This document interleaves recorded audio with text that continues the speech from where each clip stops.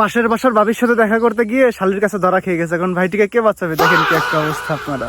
কি ব্যাপার ভাইয়া, তুমি এখানে কড়া রোদের মধ্যে দাঁড়ায় আসছো কেন? আপু তোমার কখন থেকে খুঁজতেছে, আবার সানগ্লাস পইরা ফ্যাশন দিয়ে দাঁড়াই রইছো। আরে পাশের বাসায় নতুন ভাবি আসছে, ওই দেখ সাদে কাপড় চোপড় নাড়তে আসছে। তাই নাকি? অনেক সুন্দর। অনেক সুন্দর। কথাবার্তা হইছে নাকি? হইছে, দু একবার চোখে চোখে কথা হইছে।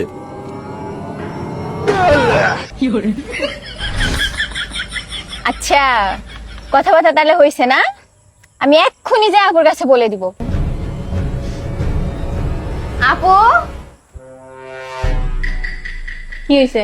ভাইয়েরা জিজ্ঞেস করো তো, এই রোদে ছাদের মধ্যে দাঁড়ায় কি করতেছিল? তাই তো। এই, তুমি এই রোদের মধ্যে ঠান্ডা পড়া দুপুরবেলা তুমি ছাদে কি করতে গেছিলা? আরে তেমন কিছু না, ছাদে গেছিলাম এমনি একটু ঘাম ঝরাইতে। তুমি তো জানোই আমি একটু মোটা, একটু হালকা হইতে গেছিলাম। ঘাম ঝরাইতে গেছিলা নাকি কোনো মাইয়ার সাথে ইটিস পিটিস করতে গেছিলা, ফিল্ডিং মারতে গেছিলা? হ্যাঁ, তোমার তো আমি বিশ্বাস করি না, তোমার তো বিশ্বাস করতে পারি না আমি।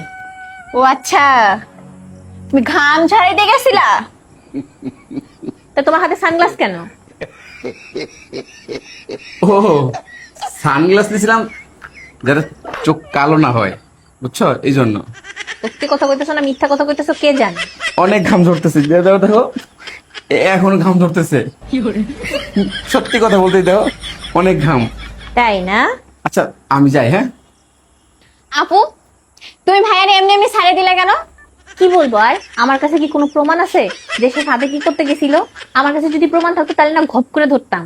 আমার কাছে তো কোনো প্রমাণ নাই, কারণ যেটা বলতেছে সেটাই তো বিশ্বাস করা লাগবে। ঘাম ঝরাইতেছিল, তুমি শেষ।